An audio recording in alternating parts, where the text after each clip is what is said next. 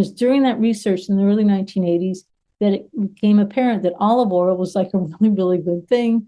And so people were just getting all this data about olive oil and decreasing heart disease and all sorts of stuff. And so ever since then, the only oil we've ever bought at home is olive oil. Occasionally we buy canola oil if we have to fry bananas or something like that. So, Yeah.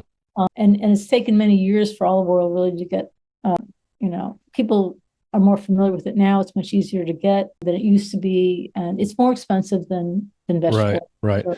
And maybe this is beyond the scope of our discussion, but the next layer in this story to that is you can't actually always trust the labels in the stores because a lot of commercial olive and avocado oils, et cetera, are actually either made with rancid olives or starting materials or cut with things like soybean oil the same way that a drug dealer would cut their drugs with something. Well, yeah, yeah. I don't know about that. I mean, a lot of Well, the where we import in the U.S. is actually from Italy, but a lot of the olives are still grown in Spain and stuff like that. I mean, so yeah, I have not researched that, but yeah, yeah, it's a shocking proportion of what's been measured out there. yeah, I mean, my view is that the best thing you can ultimately do is you can go to like I've done this for fun, like on vacation. You can go to an olive farm yeah, and where they make olive oil, and they'll teach you how to taste it and to use your yeah, senses to actually detect yeah, what olive oil tastes like.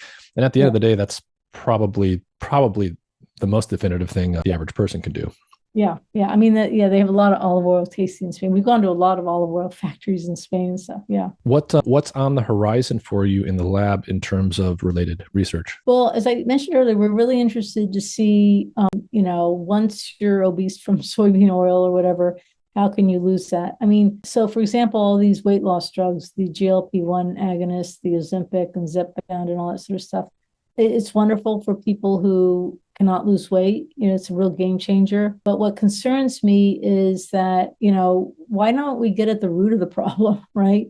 Which is what we're eating, right? All the processed foods. So if you ever look at, so even everyone says, well, not everyone says, okay, people I know, I never buy olive oil, never buy vegetable oil. Sorry, I never buy soybean oil, never buy vegetable oil. I go, yeah, but you even look at your pretzels that you eat on the airplane that look are really tasty and really good. And they look, they're all organic, etc.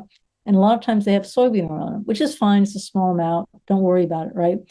But with so much of our diet, I think I read a statistic like 70% of our diet is now from processed foods, right? And so many of those processed foods, in addition to having extra salt and sugar, perhaps, a lot of them have soybean oil because you're keeping something in a plastic wrap and it's got to stay moist over long periods of time. You need some sort of oil in there. And so it's these little bits of soybean oil and other seed oils that you're getting over time. And all that stuff can add up, right?